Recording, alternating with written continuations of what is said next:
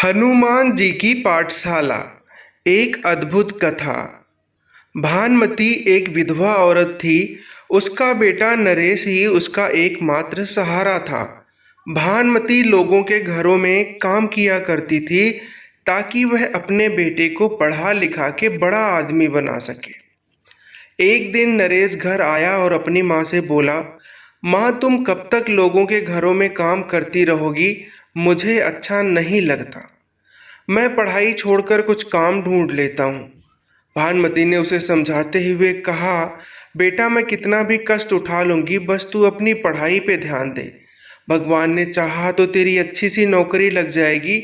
मैं उसी दिन का इंतजार कर रही हूँ। नरेश हनुमान जी का बड़ा भक्त था। वह हमेशा हनुमान जी की पूजा करता था। एक दिन वह हनुमान जी के मंदिर में गया और बोला, बाबा, माँ तो कुछ सुनती नहीं है। आप ही बताओ मैं क्या करूँ? अब आप ही उन्हें समझाओ। उसे विश्वास था कि बजरंग बली उसकी माँ को समझा देंगे और वह नरेश को काम करने की इजाज़त दे देगी।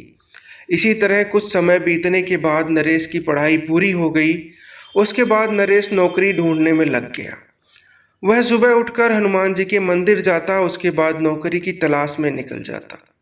पूरा दिन घूमने के बाद वह निराश होकर घर वापस आ जाता था। एक दिन उसे उदास देखकर भानुमति ने कहा, बेटा, तू इतना परेशान क्यों है? आज नहीं तो कल नौकरी मिल ही जाएगी। यह सुनकर नरेश ने कहा, माँ, मैं चाहता हूँ कि तुम्हें काम ना करना पड़े, लेकिन अब मुझे नौकरी नहीं मिल रही है। यदि कुछ दिन ऐसा और चला तो मैं नौकरी की तलाश छोड़कर मजदूरी करना शुरू कर दूंगा। तब भानुमति बोली, नहीं बेटा, ऐसा करने की कोई ज़रूरत नहीं है। तेरे बाबा बजरंगी है ना, वो सब ठीक कर देंगे। अगले दिन नरेश फिर से नौकरी की तलाश में जा रहा था। रास्ते में उसे पुराने स्कूल के मास्टर जी मिल गए। नरेश ने उन्हें प्रणाम किया और पूछा, आप इस तरफ कहाँ जा रहे हैं? बेटा, कुछ बात करनी थी, इसलिए मैं तुम्हारे घर ही जा रहा था।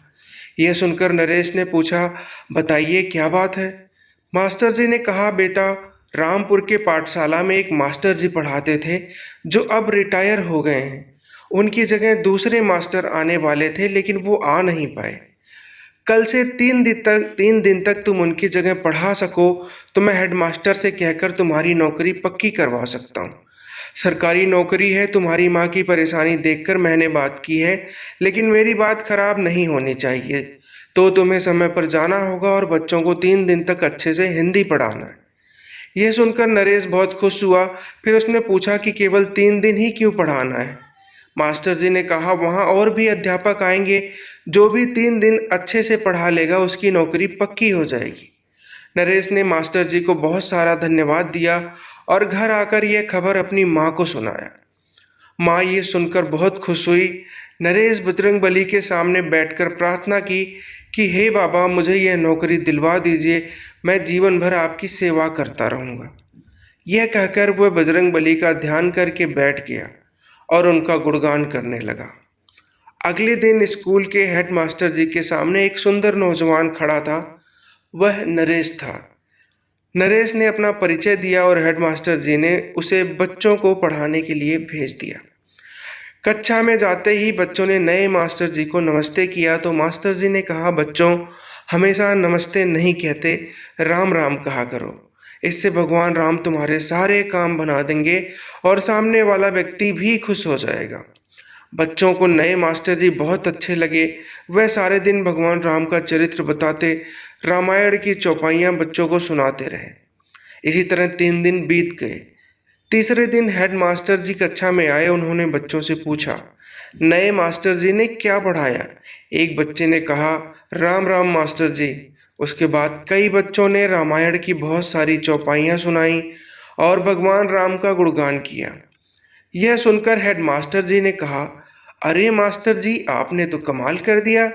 हमने तो पूरे वर्ष में इतना नहीं सिखा पाते जितना आपने 3 दिन में सिखा दिया। आपकी नौकरी पक्की हो गई।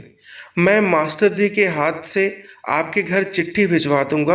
आप अपना सामान लेकर आ जाना। अगले दिन मास्टर जी नरेश के घर आए और उसका दरवाज़ा खटखटाया। नरेश ने दरवाज़ा खोला तो सामने मास्टर जी खड़े थे। नरेश ने मास्टर जी से कहा, मैं माफ़ी चाहता हूँ, माँ बहुत बीमार थी, इसलिए इनको इस हाल में छोड़कर मैं नौकरी के लिए नहीं आ सका। यह सुनकर मास्टर जी अचंभित हो गए और बोले, क्या कह रहे हो? उस स्कूल के हेड मास्टर ने तो मुझे यह चिट्ठी दी है कि तुम्हारी नौकरी पक्की हो गई है।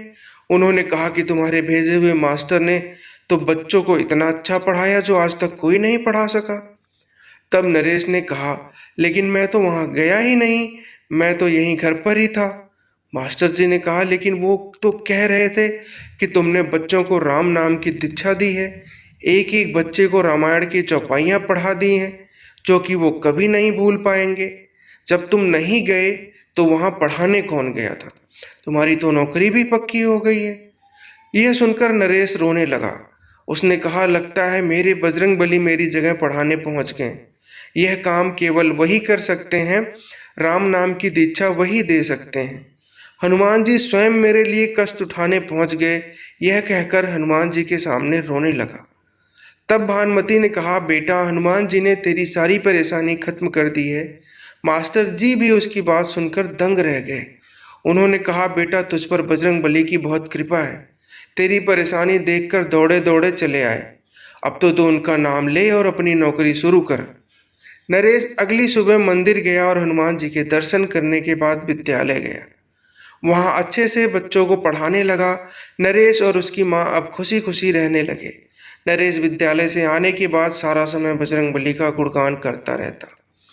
जय श्री राम, जय बजरंगबली।